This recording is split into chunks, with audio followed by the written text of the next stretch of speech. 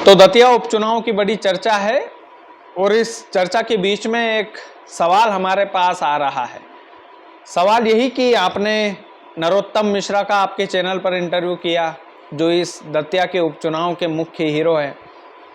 आपने आशुतोष तिवारी जो भाजपा के प्रत्याशी का उनका इंटरव्यू किया, आपने दामोदर यादव का भी इंटरव्यू किया, लेकिन घनश्याम जो कुंवर घनश्याम कांग्रेस से चुनाव लड़ रहे हैं उनका इंटरव्यू आपने क्यों नहीं किया? तो उसके पीछे की सच्चाई मैं इस वीडियो में बताऊंगा। बात इंटरव्यू की नहीं है, लेकिन कुंवर घनश्याम इस चुनावी मैदान में हैं और कुंवर घनश्याम को लेकर काफ़ी सारी चर्चा भी है कि नरोत्तम मिश्रा को टिकट नहीं मिला तो शायद वो चुनाव ले जाएंगे, शायद ले भी जाएं, ये आगे की चर्चा होगी। लेकिन कांग्रेस के प्रत्याशी कुंवर घनश्याम राजा महाराजा घराने से आते हैं और हमने उनमें ये एटीट्यूड देखा है। वो मीडिया के माइक का सम्मान नहीं करते हैं या फिर बहुत ज़्यादा डरते हैं मीडिया से। इस कारण से वो जैसे ही मीडिया का माइक उनको दिखाई देता है तो किसी भी व्यक्ति को कंधे पर हाथ रखकर साइड में ले जाते हैं और कई देर तक उससे बातचीत करते रहते हैं, दिखाते हैं कि मैं बहुत ज़्यादा बिजी हूँ, और वो मीडिया को इंटरव्यू देने से कतराते हैं। हमने कम से कम 3 से 4 बार ये प्रयास किया कि ये जो कुंवर साहब है घनश्याम जी, ये अपना घमंड नीचे रख के मीडिया को सम्मान दे। बात वो भी नहीं है कि हमको सम्मान दिया नहीं दिया, कई सारे लोग बोल सकते हैं कि साहब इनको इंटरव्यू नहीं दिया, इस वजह से काफ़ी सारे मीडिया वाले वहाँ पर परेशान होते हुए हमको दिखाई दिए। उनके जो राजघराने वाला जो किला है उसके ऊपर काफ़ी सारे मीडिया वाले बंधु खड़े रहते थे और घनश्याम जी इधर उधर भागते रहते थे, बेफिजूल में घूमते रहते थे। मैं सीधे तौर पर सीधी भाषा में, अपनी ठेठ भाषा में बोलूँ तो। और वहीं आप देखोगे तो नरोत्तम मिश्रा, जिनका इतना ज़्यादा सम्मान है दतिया के अंदर, हाँ वो अलग बात है कि उनका टिकट काटा भारतीय जनता पार्टी ने, लेकिन एक संवेदना, एक इमोशनल कनेक्शन, ये तमाम सारी चीज़ें इतने ज़्यादा बिजी होने के बाद भी वो मीडिया के हर एक माइक को सम्मान देते हैं। ये मैं आज गर्व से बोल सकता हूँ कि भारतीय जनता पार्टी के नेताओं में एक कला है। कुंवर घनश्याम का हमने देखा कि ये जो नेताजी हैं, ये अलग ही इनके दिमाग में, इनके खून में ये रहता है। ये जनता के सामने बेरूपे बन जाते हैं शायद, कि हम बहुत ज़्यादा नॉर्मल हैं, हम बहुत ही उदार हैं, हमारे जैसा बिल्कुल, हम राजा महाराजा ख़ानदान से, उसके बाद भी हम बिल्कुल जो है एकदम नॉर्मल रहते हैं जनता के सामने। लेकिन मुझे ऐसा दिखा नहीं, क्योंकि कुंवर घनश्याम से फूल सिंह बरैया जो कांग्रेस के इतने बड़े सीनियर लीडर है, उन्होंने बोला कि आप मीडिया को सम्मान दीजिए।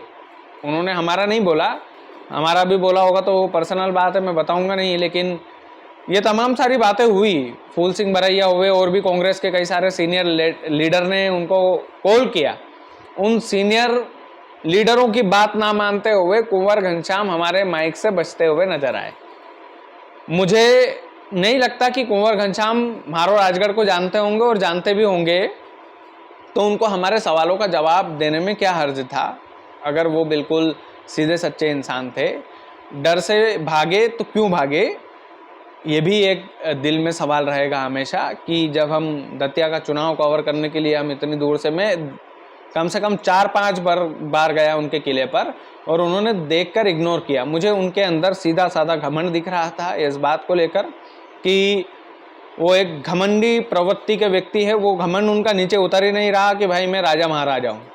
हाँ, दतिया की जनता के सामने वो बेरूपये बन जाते हैं एक तरीके से, कि मैं बिल्कुल आम आदमी हूँ, मेरे अंदर वो है ही नहीं, वो भावना ही नहीं है।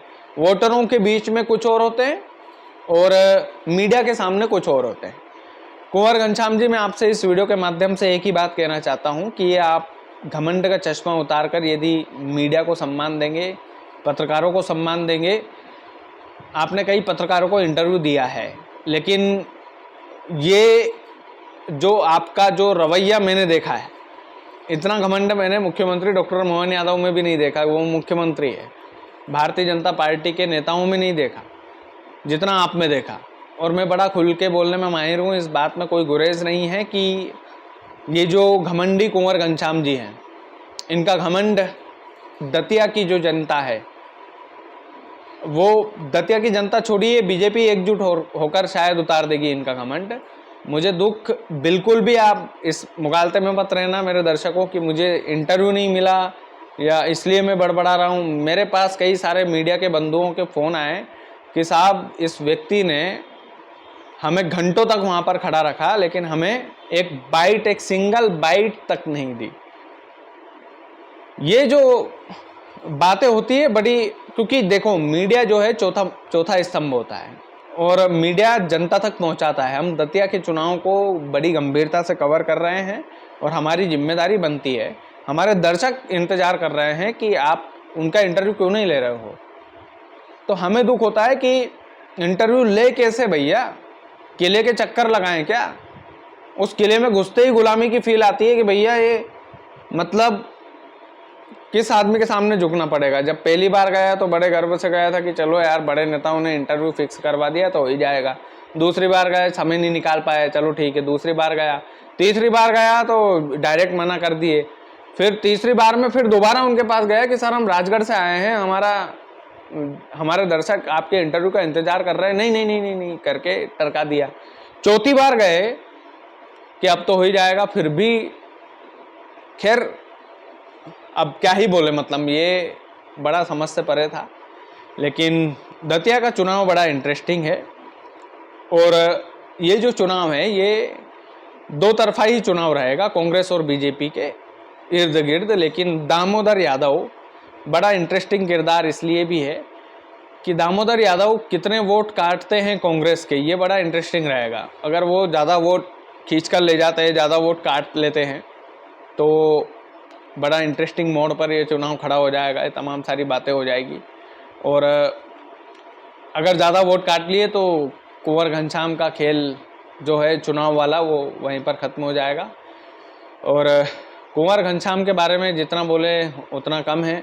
आदमी उदार है, हमें भी ऐसा लगा कि आदमी बिल्कुल नॉर्मल है, लोगों से नॉर्मल तरीके से बातचीत करते हैं, बढ़िया इंसान है यार। हम जब पहली बार कवर करने के लिए दतिया गए थे तो वो कार में बैठे हुए थे, जिस तरीके से वो लोगों का अभिवादन कर रहे थे हमें लगा वही। लेकिन जब हम उनके किले पर गए, जब हम उनसे बातचीत करने के लिए पहुँचे, जब तमाम सारे हमारे मीडिया बंधु बातचीत करने के लिए पहुँचे तो उन्होंने इतनी ज़्यादा तवज्जो दी नहीं। तो जब वो एक चौथे स्तंभ को इतनी ज़्यादा तवज्जो नहीं दे रहे हैं तो वो आम आदमी को क्या झेलता होगा वो इंसान। वो थोड़ा सा मुझे समझ से परे लगा।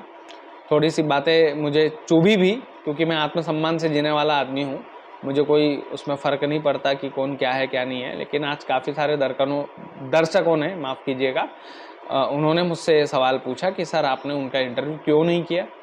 तो मुझे लगा कि इस पर एक खुलकर टिप्पणी कर देना चाहिए और बातचीत कर लेना चाहिए कि हमने इसलिए नहीं लिया क्योंकि हमारा आत्मसम्मान हम सर्वोपरि रखते हैं। बाकी आप लोग वीडियो को ज़्यादा से ज़्यादा शेयर कीजिएगा। चैनल यदि आपने सब्सक्राइब नहीं किया तो प्लीज़ कर लीजिएगा। बहुत बहुत धन्यवाद।